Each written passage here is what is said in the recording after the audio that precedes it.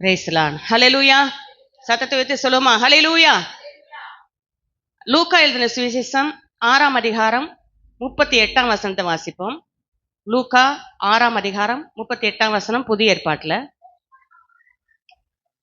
கொடுங்கள், அப்பொழுது உங்களுக்கு கொடுக்கப்படும், அமுக்கி குலுக்கி சரிந்து விழும்படி நன்றாய் அளந்து உங்கள் மடியிலே போடுவார்கள். நீங்கள் எந்த அளவினால் அளக்கிறீர்களோ அந்த அளவினால் உங்களுக்கும் அளக்கப்படும். அல்லேலூயா. நல்ல கவனிங்க. இதுல 3-4 பிரிவா பிரிச்சு மெசேஜ் எடுக்கலாம். இதுல நம்ம ஃபர்ஸ்ட் இது மட்டும், நம்ம ஃபர்ஸ்ட் லைன் மட்டும், நம்ம ஒரு பகுதி மட்டும் பார்ப்போம். ஃபர்ஸ்ட் என்ன போட்டிருக்கு?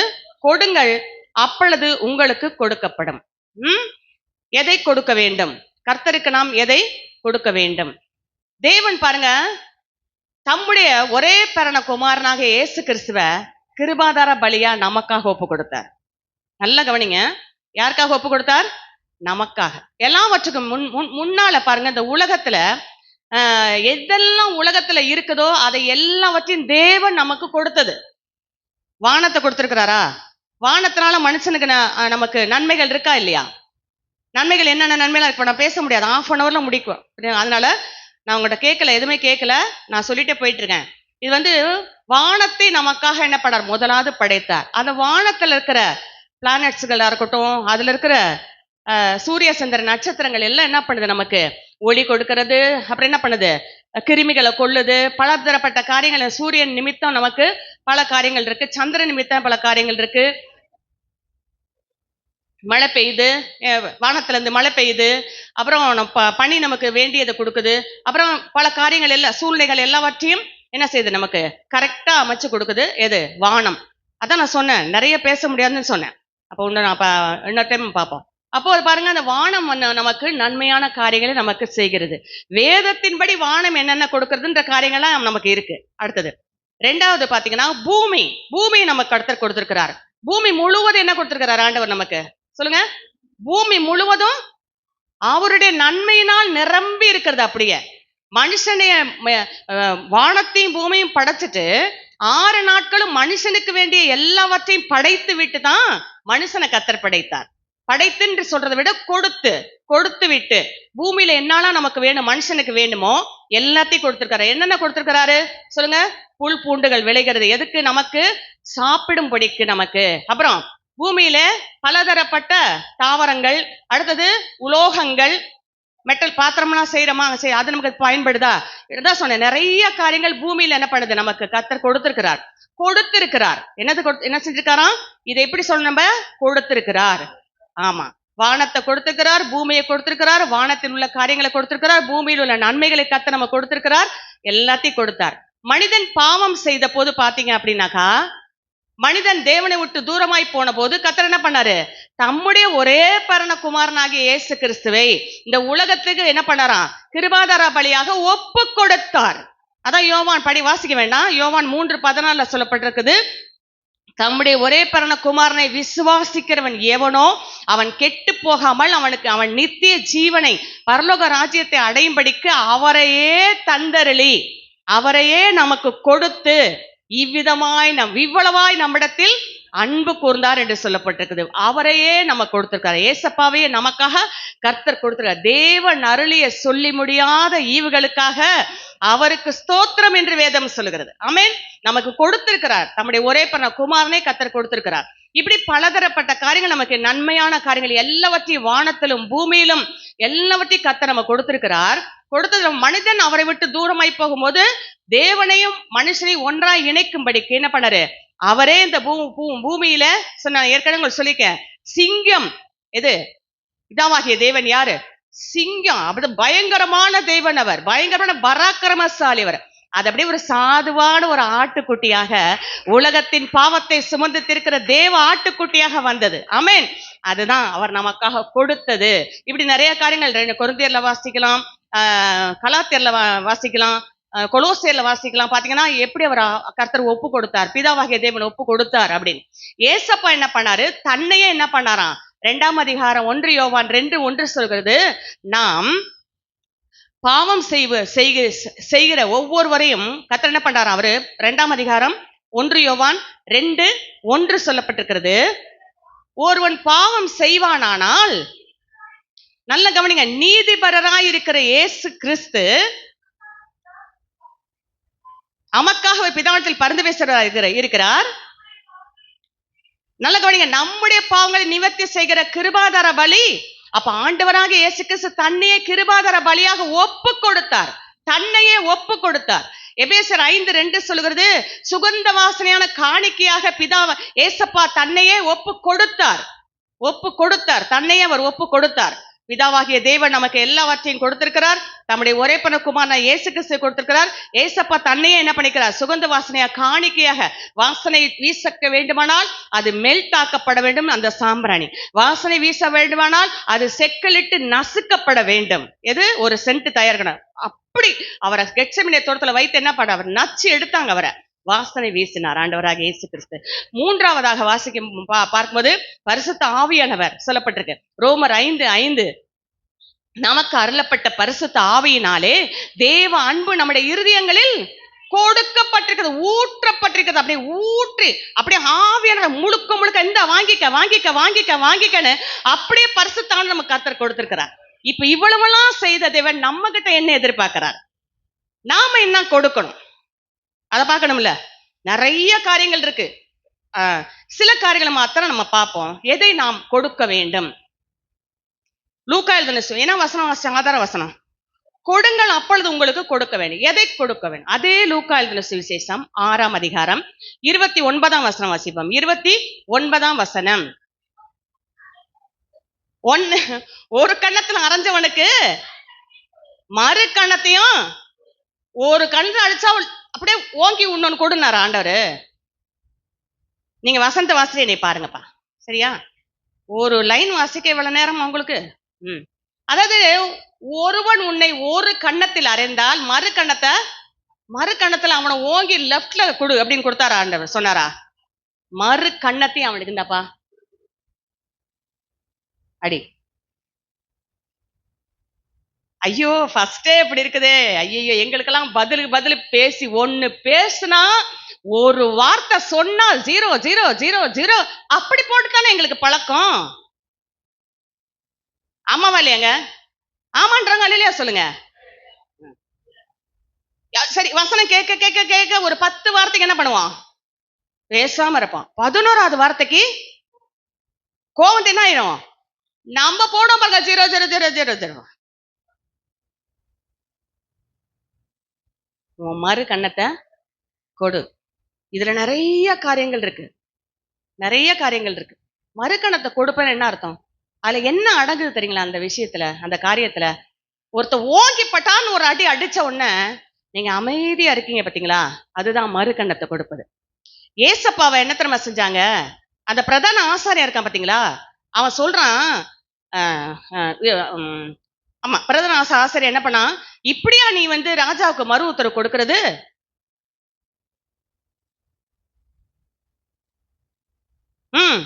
இப்படியா பிரதான ஆசாரியர் நீ பதில் கொடுக்கறதுன்னு பட்டான்னு ஒரு அறை விட்டான் பாருங்க. சொன்னவர் செஞ்சு காட்டினாருங்க. சொன்னவர் வாழ்ந்து காட்டினார். ஓங்கி ஒரு அறைந்தான்னு போட்டிருக்கு. பவுல் கூட எதுக்கு என்ன அடிச்ச அப்படின்னு கேட்டான் பவுல் கூட. ஆனா செம்மடி வாங்க பவுல்ல பயங்கரமா இருந்தாலும், நான் என்ன ஏசப்பா என்னப்பா சொன்னாரு? நான் ஏதாவது தவறா சொன்னேனாப்பா? நான் கரெக்டா தானே சொன்னேன், அப்புறம் ஏன் என்னை அடிக்கிறாய்? அந்த வார்த்தையை பாருங்களேன். அப்படியே நான் தகாத விதமாய் பேசினாய், தகாததை என்கிட்ட சொல்லு. இப்படி நீ சொன்ன அதெல்லாம் தான் உன்னை அடிச்சேன்ட்டு. தகுந்த விதமாய் நான் பேசினேன், ஆனால் என்னை ஏன் அடிக்கிறாய்? அல்லேலூயா. இன்னைக்கு அறையில வார்த்தையால என்ன பண்றாங்க சொல்லுங்க? வார்த்தையில கொள்றாங்க, வார்த்தையில அடிக்கிறாங்க. அப்ப நம்ம என்ன செய்யணும் சொல்லுங்க? அமைதியா இருக்கணும். ஏசப்பா எப்படி மறு உத்தரவு கொடுத்தாரு? இப்ப ஏதாவது ஒரு வீட்டுக்கார ஏதோ பிரச்சனை வராரு, வார்த்தைக்கு ஒரு நம்ம பேசுற உடனே வந்தோடனே நானே பிரச்சனை வர, நீ வேற ஒரு அடி அடிச்சுட்டாருன்னு வைங்க. ஒரு பேச்சுக்கு சொல்ற, சும்மா அடிக்க மாட்டாங்க, ஒரு பேச்சுக்கு அத சரி வார்த்தையிலேயே சொல்லிட்டாரு ஏதாவது ஒண்ணு வைங்க, உடனே என்ன பண்ண அமைதியா இருக்கணும். ஏன்? அவரோட சிச்சுவேஷன் எப்படியோ, என்ன சூழ்நிலை வீட்டுக்கு வராரோ, என்ன வேலை சில இடத்துல நடந்ததோ, இப்படி இருக்கிறோம் பாத்தீங்களா, அமைதியா நம்ம கொஞ்ச நேரம் கழிச்சு, ஏங்க நான் என்னத்தங்க இப்ப நான் கேட்டேன், காலைல போக்கூட சொல்லி விட்டேன் இதை வாங்கிட்டு வாங்கன்னு சொன்னதை வாங்குனீங்களான்னு தானே நான் கேட்டேன். இப்படி கேட்டோம்னா அந்த இடத்துல என்ன இருக்கும்? சொல்லுங்க, சமாதானம் இருக்கும். ஒரு காரியத்தோட நான் முடிச்சுக்கிறேன். உன்னிடத்துல ஒன்னு ஒரு கண்ணத்தில் அறைந்தால் மறு கண்ணத்தையும் திருப்பி கொண்டும் அப்படின்னு அர்த்தம், அமைதியா இரு அப்படின்னு அர்த்தம். ஏசப்பா என்ன பண்ணாரு? அடுத்த அடி அடிக்கிறதுக்கு ஒப்பு கொடுத்தாரு. அப்போஸ்தலனாகிய பவுல் வந்து சாதாரணமா கேட்டார், ஏன்பா நீ அடிக்கிற அப்படின்னு சொல்லி கேட்டு, வெள்ளை அடிக்கப்பட்ட சுவரே அப்படின்னு சொல்லி அடிச்சாரு, சொன்னாரு. ஆனா ஏசப்பாவை விட அவர் என்ன பண்ணாரு? 1 அடி 5 முறை பட்டாரு. சரியா? விடன்னு சொல்ல முடியாது, அத சொல்றேன். அப்படி ஒரு அப்போஸ்தலனாகிய பவுல் பாடுகள் அனுபவித்தார் ஆண்டவருக்காக. அவர் கூட அந்த வார்த்தையை திருப்பி கேட்டார். ஆனா ஏசப்பா ஒண்ணுமே, திரும்ப அவர் என்னென்னமோ பேசுறாங்க, அப்படி இப்படி என்னென்னமோ பேசுறாங்க. இயேசுவோ பேசாமல் இருந்தான்னு போட்டிருக்கு, அமைதியா இருந்தான்னு போட்டிருக்கு. 2வது லூக்கா சுவிசேஷம் 2வது காரியம். முதல் காரியம் என்னது? மறுகணத்தை காட்டுன்னு என்ன செய்யணும்? பொறுமையா இருக்கும்னு அர்த்தம். ஃபர்ஸ்ட் 2வது காரியம் 31ஆம் வசனம் வாசிங்க. 6 அதுலயே தான் இப்ப சொல்ல போறேன். 6:31 30. உன்னிடத்தில் கேட்கிற எவனுக்கும் கொடு. பைபிள் வந்து எவள்னு போடாது, ஏன்னா அவனில் தான் அவள் இருக்கிறாள். சரியா? அவர் ஒருவனை அளவா படைத்தார். எதுக்காக படைச்சாராம்? ஆவி ஒரு இடத்தில் பரிபூர்ணமாய் இருந்தது. எதற்காக ஒருவனை படைத்தார்? தேவ பக்தியில சந்ததியை பெறும்படித்தானே. அந்த ஒருவனை ஏன் படைச்சாராம்? தேவ பக்தியில சந்ததியை பெறுவதற்கு. பெறுவது பெண்ணு, புரியுங்களா? ஆண்டவர் வந்து ஆண் என்று, கிறிஸ்துக்கள் ஆண் என்றும் பெண் என்றும் இல்லை, அவனில் அவள் இருக்கிறார். அதனால அவன் தான் வேதத்துல பெற்றான் வரும். மத்திய சுவிசேஷத்துல அவனா பெற்றான், அவள் தான் பெற்றா. ஓகே, இது தெரிஞ்சுக்கங்க. அடுத்தது, உன்னிடத்தில் கேட்கிற யாருக்கும் என்ன செய்யணுமா? அது யாரா இருந்தாலும் நீங்க என்ன செய்யணுமா? கொடுக்கணுமா? என்னத்த கொடுக்கணும்? உன்னிடத்தில் கேட்கிற எவனுக்கும் கொடு. மத்தேயு சுவிசேஷத்துல 5ஆம் அதிகாரத்துல சொல்லப்பட்டிருக்குது. ஒருவன் 5ஆம் அதிகாரத்துல பாத்தீங்கன்னா அங்க சொல்லப்பட்டிருக்கு, உன் வஸ்திரத்தை ஒருவன் கேட்டா எடுத்துக்கொண்டால் உன் அங்கேயும் விட்டு விடு. அந்த வசனம் வாசிங்க. உம்மோடு வழக்காடி வஸ்திரத்தை எடுத்துக்கொள்ள வேண்டும் என்று அங்கேயே சேர்த்து கொடு. வாசிங்க.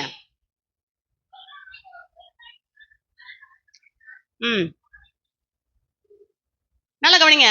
இப்போ வஸ்திரத்தை உங்ககிட்ட ஒருத்த வந்து கேட்கறான் அப்படின்னு சொல்லும்போது ஒன்று அங்கேயே சேர்த்து கொடுத்துரு. 42, உன்னிடத்தில் கேட்கிறவனுக்கு கொடு.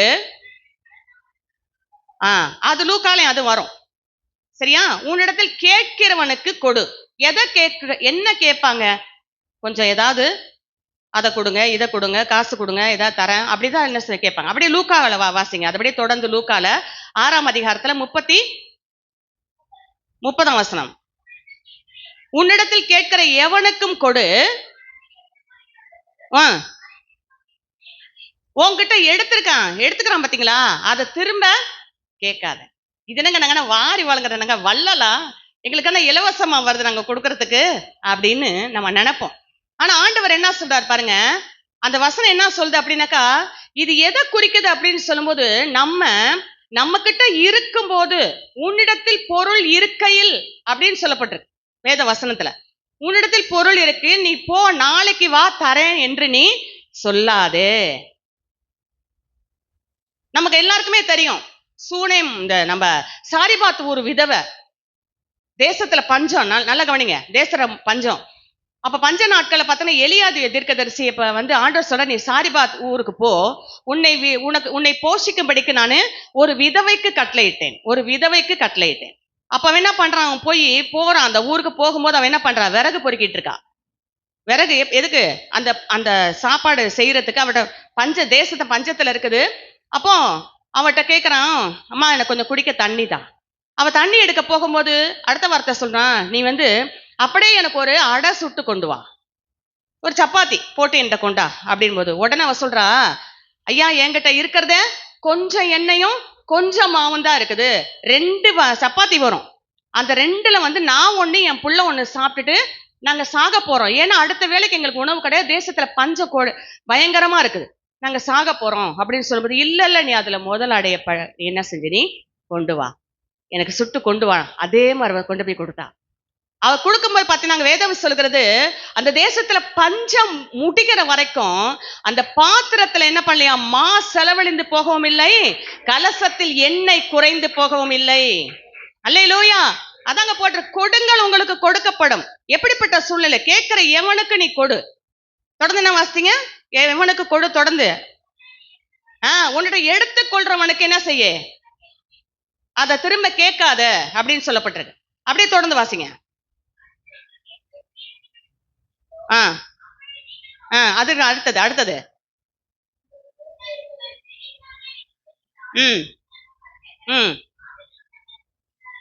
உங்களை நேசிக்கிறோம், நீங்க நேசிச்சா என்ன பலன்? பாவிகள் அப்படியே செய்யறான், சொந்தக்காரனுக்கே கொடுத்துக்கிறான், சொந்தக்காரனுக்கே வாங்கிக்கிறான், அப்படியே செஞ்சுட்டு இருக்கான்.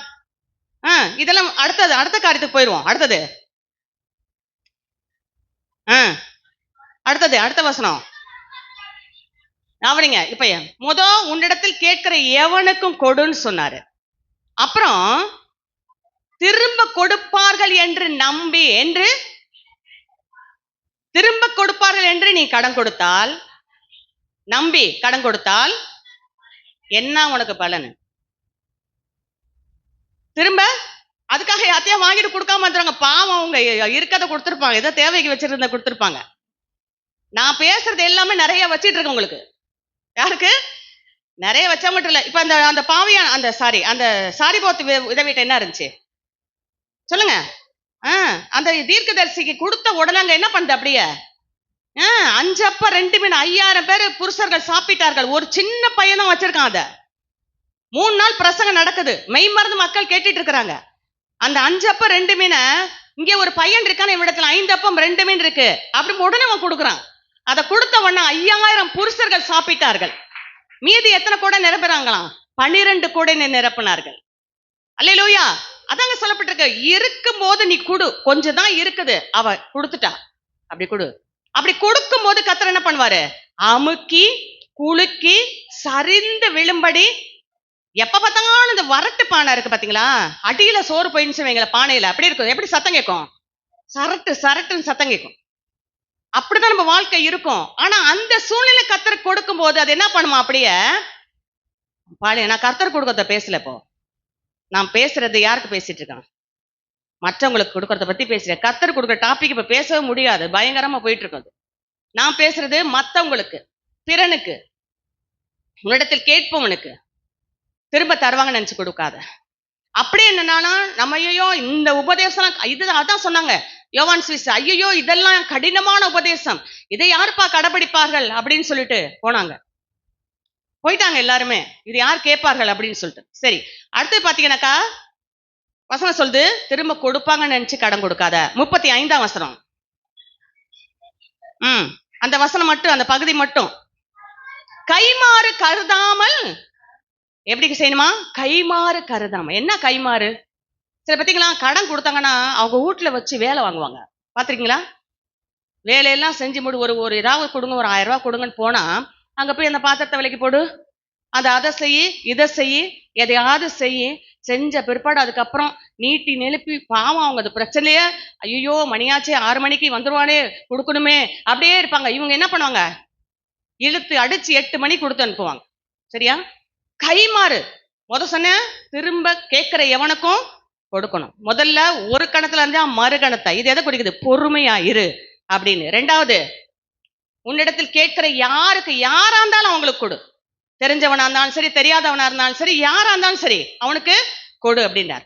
அடுத்து என்ன சொல்றாரு, அதே பாயிண்ட்ல திரும்ப கொடுப்பான்னு நினைச்சு கொடுக்காத. அதுலயும் அதே பாயிண்ட்ல ABC போட்டுக்கங்க. சி என்ன சொல்லப்பட்டிருக்கு? கைமாறு கருதாமல் கடன் கொடுங்கள். அல்லேலூயா. கைமாறு கருதாம கடன் கொடுங்கள் அப்படின்னு சொல்லப்பட்டது. லூக்கா சுவிசேஷம் 11ஆம் அதிகாரம் 41ஆம் வசனம். லூக்கா 11:41. உங்களுக்கு உண்டானவைகளில் பிச்சை போடுங்க. அம்மா தாயே அப்படின்னு வரான்ல, அவங்களுக்கு என்ன பண்ணுமா சொல்லுங்க? நீங்க உங்களுக்கு உண்டானவைகளை பிச்சை போட்டீங்கன்னா அப்பொழுது எல்லாமே உங்களுக்கு என்னவா இருக்குமா? சகலமும் சுத்தமா இருக்கும். இன்னைக்கு செய்தியை யாருமே ஏந்திரமா ஒரு இன்ட்ரெஸ்டா கவனிக்கல. என்னமோ நம்மளால முடியாததெல்லாம் பேசிட்டு இருக்காங்க. உங்களால முடியுங்க, முடியும். ஆண்டவர் உங்களுக்கு ஆசீர்வாதம் கொடுக்கறதுக்கு வச்சிருக்கிறாரு. அதை நீங்க பெற்றுக்கொள்வதற்கு நான் வழி சொல்லிட்டு இருக்கேன் உங்களுக்கு. அல்லேலூயா. 5 அப்பா 2 அந்த சின்ன பையன் கொடுத்தான் பாத்தீங்களா, அவன் பேர் இன்னைக்கு வரைக்கும், அவன் பேருன்றேன், அவனை குறித்து இன்னைக்கு வரைக்கும் பேசுறமா இல்லையா? இன்னும் எத்தனை வருஷமா பேச போறோம்? அவன் பேர் சொல்லப்படல. சின்ன பையன் கொடுத்தான் பாத்தீங்களா, அவன் சின்ன பையன் அப்படிலாம் சொல்லல. ஏசப்பா அதை வாங்கி பழுகி பெருக வைத்தார், ஆசீர்வதித்தார் ஆண்டவர்.